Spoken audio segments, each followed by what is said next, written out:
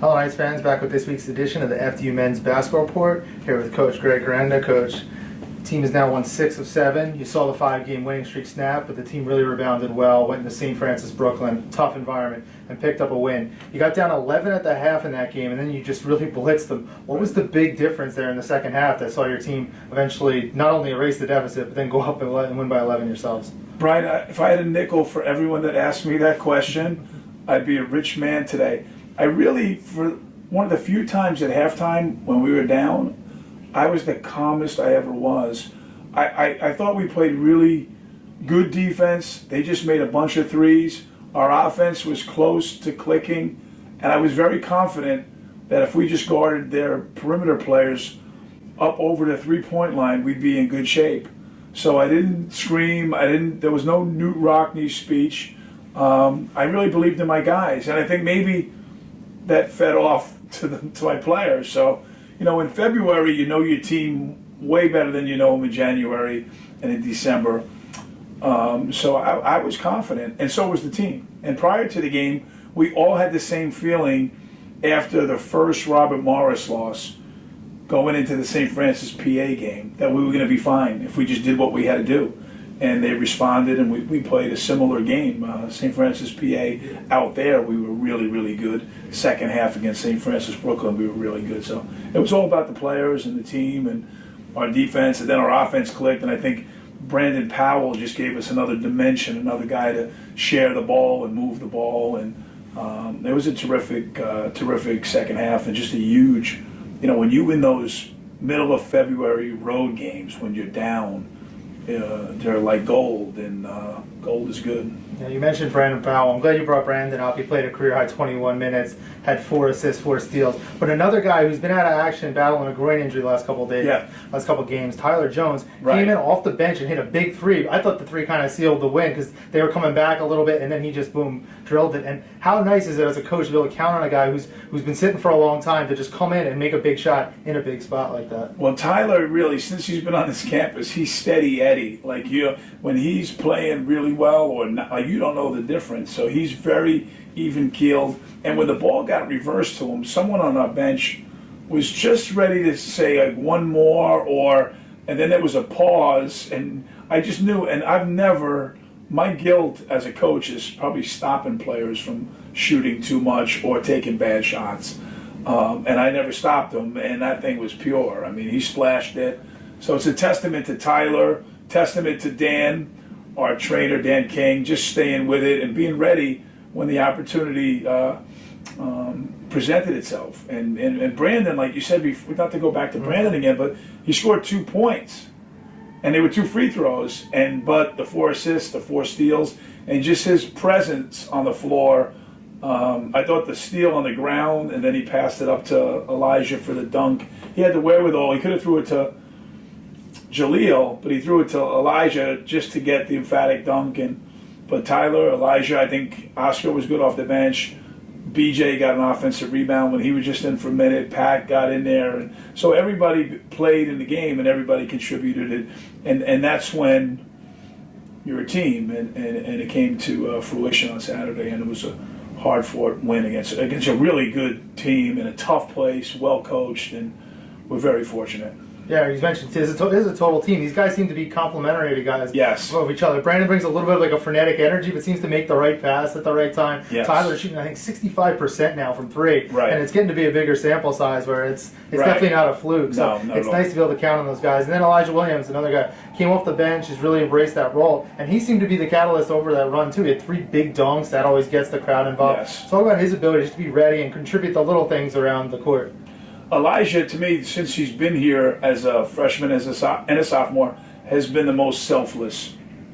He doesn't care. Because if you look at his numbers, he's one of our leading rebounders, highest percentage from the field and 3, block shots, steals the ball. You can make an argument all day long that he should be starting, and he doesn't say boo and comes off the bench. And he has that extra flair. He's got the lift. He's like a big 747 that can still, it takes him a while to get up in the air, but when he gets up in the air and he runs the floor, he wants to guard the most difficult player on the other team. So Elyjah, And then you're not even talking about Mike and Darnell, our senior captain. So it's team, but now there's 6 games to go, and every one of the 6 are going to be equally as hard. But if we play like we did at St. Francis and not play like we did at Sacred Heart and just kind of bottle it, we need to. Our mantra right now is just to continue to improve.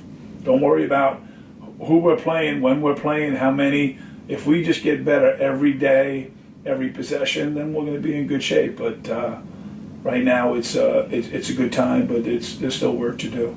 Yeah, you talked about it. I think it was when you were 1-3. I went back and looked. You said I'd be buying this team's stock. You've now won 6 out of 7, right in the hunt. A game out of first place, with first place St. Francis up ahead here on Thursday night. It's a big game for you, CBS Sports Network, your second televised game here at the Rothman, where you're 8-3 this season. Talk about the excitement and the anticipation as you look forward to this big game. Yeah, I think but I think you go backwards, Brian, and you hit it. Like when we were 1-3, I said buy our stock. Guess what? Our first 5 games were on the road. 4 out of 5 were on the road. One of our players was suspended for the first game. So we had some injuries, so we weren't playing bad basketball. We just had a tough stretch, and I knew that we would turn things around. And but now looking ahead, it's like it gets even harder because St. Francis of Pennsylvania is just really, really offensively potent. They're well coached. They're a good team, and hopefully we're going to get a good crowd. And these are the games you enjoy. They're big conference home games, big conference road games, but they're all big conference games, and they're all equally as important. It's very hard for myself and my staff, and especially our fans and our alums out there. No game is, but everyone, all they ask me about, Brian, for the last maybe 4 or 5 days is what happened at Sacred Heart. And it's like, okay, wait a minute. Sacred Heart's really good, and everyone in this league it's hard to win every game, So we won 6 out of 7, but everyone wants to talk about the Sacred Heart game, and I'm like, guess what? Sacred Heart deserved to win. We didn't, but there were 6 other games that I'd like to talk about as well. So it's good. Our bar is set differently. There's a trophy right behind me, and that's where our bar is set. And our fans are there, but it doesn't. No one hands it to you, and especially in this league, and especially this year. Yeah, like I think you've said before, it's a make-miss league. Sometimes that Sacred Heart game just seemed like the shots just didn't go down for you. But you'll get Sacred Heart here. You have 4 straight home games here inside the Rothman Center. Right. As you alluded to, is a road-heavy schedule early on, so the team can really get on track. You have Brian here on Saturday, another team that you're familiar with. So every game counts the same, right? Absolutely. And Brian is, right now, our first goal every year is just to get into the Northeast Conference tournament.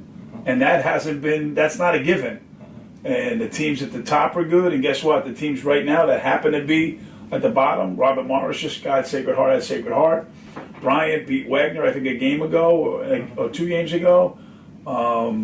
There's no, until this thing is over, you try to get and even when you get a good seed, you have no idea who you're going to match up against. So you just got to take every game one at a time. But I like coming. We're starting to develop a home court feel. Our players know, and this game is on national television. If you don't have CBS Sports Network TV, you're probably living in a remote area. Your friend, I don't want people locally to go watch it on TV. I want our national fans to do that. But our local fans need to fill this joint up on Valentine's Day and just have bring your girl, bring your guy, bring your partner, bring whoever, but just bring people to the game to be excited and watch tremendous Division I basketball for a great price.